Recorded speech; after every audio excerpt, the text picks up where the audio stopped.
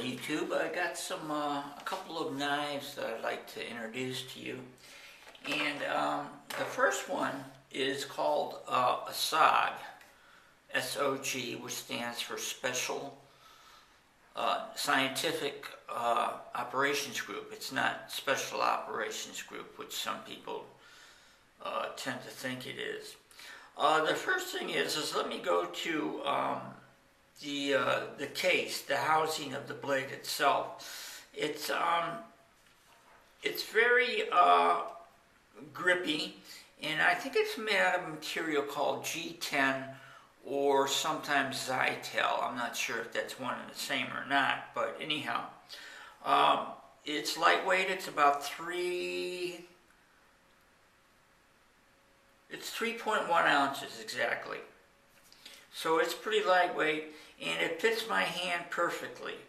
Now, they make a SOG Flash 2, which is about 3/4 of the size of this regular Flash 2. It's a little too small for my hand, and it's difficult for me to handle it. Okay, on the outside, it also has a hardened steel clip. It's very hard. And it has a lip on it, so you can put it inside your pocket or over your belt, and it's very difficult because it is so tight. There's a way to loosen it up, but I'm very careful with hardened steel because it can snap on you. The top of the knife sits very low in your pocket, so you can hardly see it at all, but you can see a little bit of the clip itself, the top of the clip. Okay, let's take a look at the blade itself. Now, this opens just one way, and it has what they call a SOG-assisted opening system. And what that means is there's a little thumb stud here. Now, it's on both sides, so it's ambidextrous.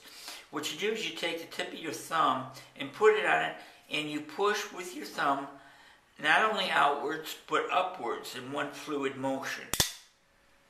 And there you have it. That's how you open it, and I'll show you again. You take it, and boom, it goes open.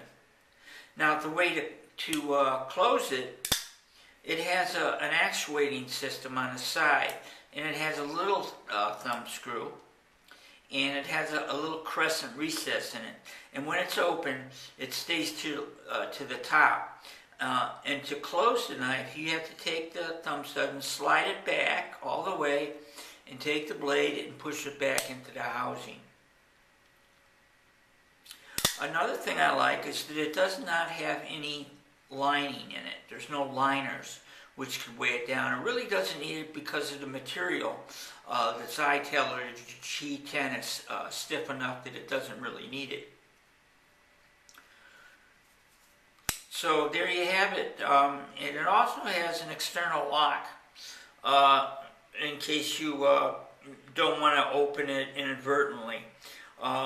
I super glued it open because I don't think it, through my experience, it will not open up in my pocket or in my hand unless I actuate the thumb stud.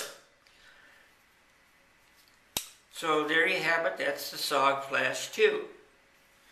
The second knife is called Attack Force, Speedster model. And the housing of the knife, it seems like aluminum. It's pretty heavy. It's about maybe an ounce more than the SOG, which puts it around 4, maybe 4.5 ounces. That's kind of heavy and kind of chunky. But that's all right. I like the feel of a little bit, maybe a little bit of substantial to it. On the outside, it has a regular clip, and it's mounted towards the top of the knife itself, so it doesn't protrude too much out of your pocket. And it's not as stiff as the SOG, which makes it easier for me to place inside my my pocket, and to also to pull it out either in my pocket or on my belt. This knife also has a feature. It's called a seatbelt cutter, and as you can see it right there, you put your seatbelt, someone's seatbelt in there, and just cut it. And it's supposed to cut it. I don't know if it will or not. I haven't tried it. And it also has a little nub at the end with a triangular point at the top of it.